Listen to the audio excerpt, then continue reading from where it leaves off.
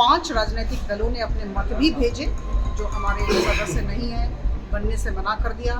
तो हम लोग चाह रहे थे, सरकार चाह रही थी कि हम सबको लेकर चले।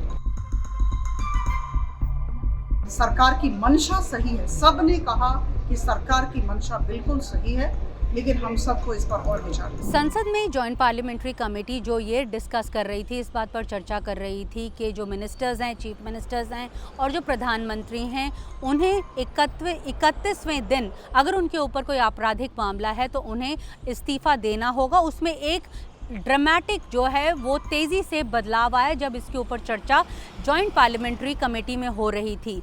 जब ये चर्चा हो रही थी, अचानक से पार्लियामेंट्री कमेटी की जो चेयरपर्सन है अपारजिता सारंगी ने इस बात का ऐलान किया कि अब जो कमेटी है इस बिल को डिफ़र कर रही है, यानी हो सकता है कि ये बिल मॉनसून सेशन में आए ही ना।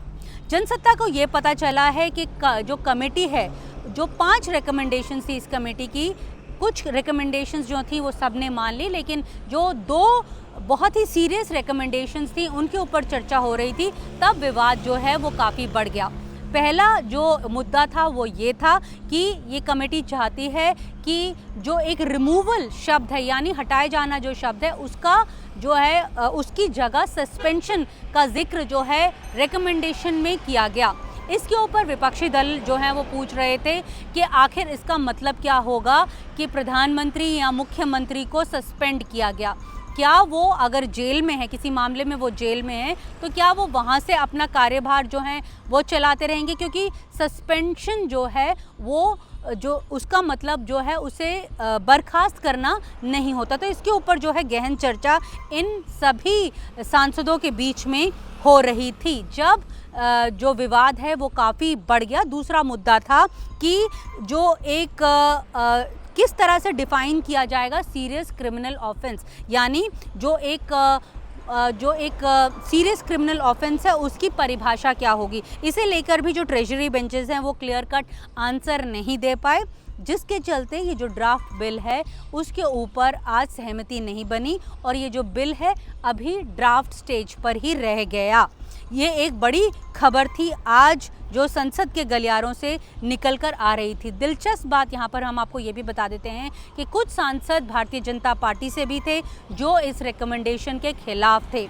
यही वजह है कि बीजेपी ने सोचा कि अभी इस अमेंडमेंट को या इस जो 130th अमेंडमेंट है इसे लागू नहीं किया जाना चाहिए और इसका जो ड्राफ्ट बिल है इसके ऊपर कोई साफ निर्णय नहीं लिया गया। जो इस कमेटी की चेयरपर्सन है अपारजिता सारंगी, उन्होंने जब मीटिंग खत्म हो गई तब समझाया कि आखिर क्या वजह बनी कि इस बिल के ऊपर निर्णय नहीं लिया गया। तो आइए सुनते हैं कि उन्होंने जनसत्ता से क्या कहा। देखिए, हम लोगों ने 2 चिट्ठियां लिखी थी, बहुत विनम्रता के साथ हमने सारे 27 राजनीतिक दलों को चिट्ठियां लिखी थी। एक चिट्ठी गई थी 13/5/2026, दूसरी चिट्ठी गई 30 जून 2026। फिर हम लोगों ने फ़ोन भी किए थे। 5 राजनीतिक दलों ने अपने मत भी भेजे, जो हमारे सदस्य नहीं है बनने से मना कर दिया। तो हम लोग चाह रहे थे, सरकार चाह रही थी कि हम सबको लेकर चले।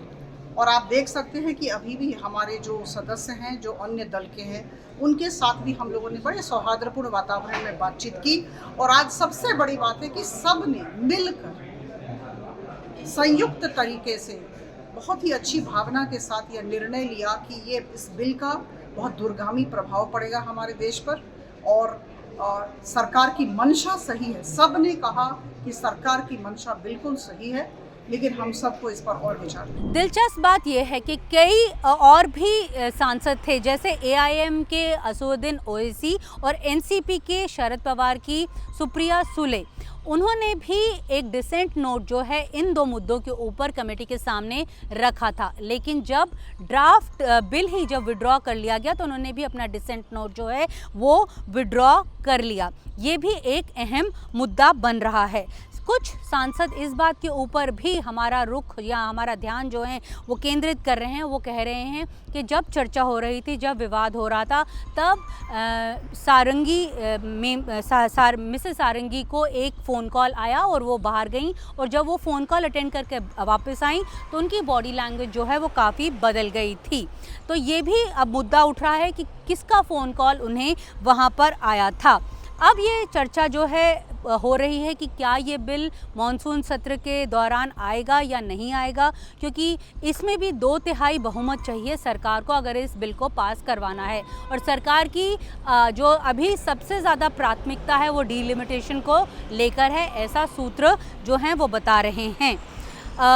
साथ में ये भी दिलचस्प बात है कि जो ऑपोजिशन पार्टी के मेंबर्स हैं उनका कहना है कि सरकार ये बिल इसलिए लेकर आना चाहती थी ताकि जिन राज्यों में उनकी सरकारें नहीं हैं उन्हें किस तरह से डिस्टेबलाइज किया जाए, वो इस बिल के ज़रिए जो है वो करना चाहते थे। तो इसके ऊपर भी अब विवाद उठा हुआ है।